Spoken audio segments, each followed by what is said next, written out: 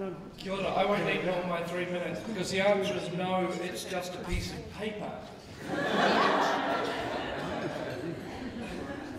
And in part that's a serious answer because I think we're right in querying whether constitutions in the paper that it's written on does actually solve the problems within our community, issues of well-being, poverty and those sorts of things. So I simply repeat the comments of many of the speakers, how important the values and the culture and the fact that a constitution has to be embraced by the people that it serves in order to achieve change and put food on the table. So my first answer is no, not directly, but I just want to answer this by saying, and tease out a little bit more, and I'm making it up as I go along here because I haven't had much time to think about this at all, but I want to suggest that in the context of our project, we may be able to say there may be types of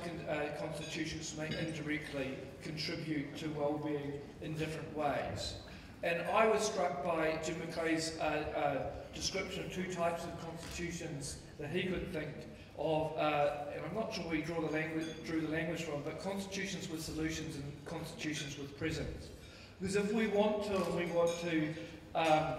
have a constitution which addresses poverty and a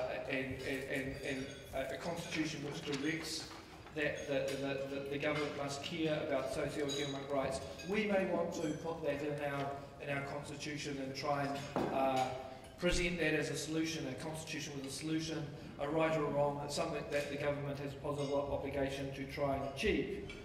But as John Burrows pointed out, there's the ultimate question of where that funding comes from, where the money comes to support that. So I think in terms of that, we need to be cautious and sceptical about whether constitutions which promote solutions are actually going to be realistic and effective.